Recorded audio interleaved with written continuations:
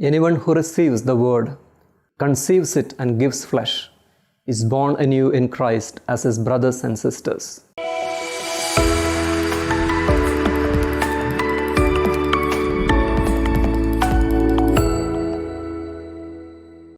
Jesus was on a journey proclaiming the gospel and ensuring life and forgiveness to all.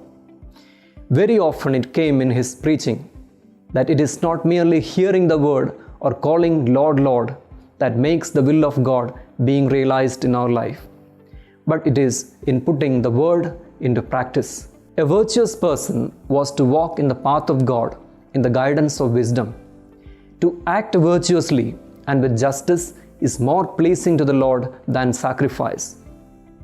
God is pleased to guide the hearts of the virtuous because they are like a flowing water that God can turn it where He pleases.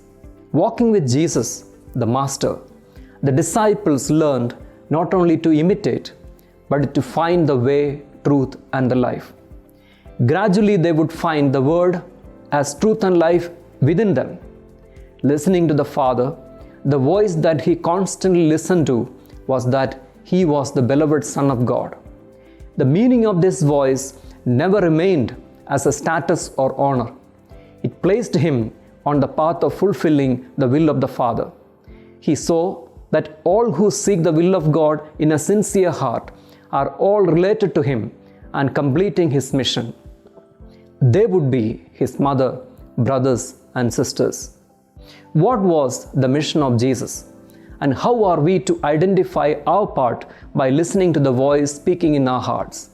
First of all, we must commit our ways to the Lord and trust in Him, and He will act. Committing our ways to the Lord is not merely passivity.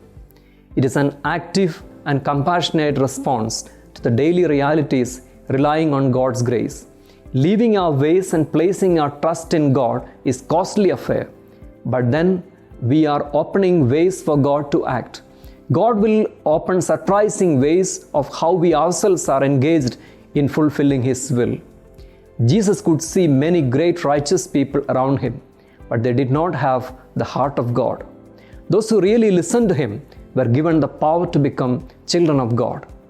They become the mother, brother, and sister to Him.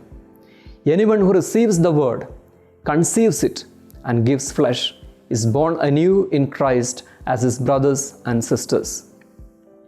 Mary, the mother of Jesus, herself is the one who has lived it best. Let us walk with her to learn the life of Jesus, the meaning of the word, and the word made alive in us.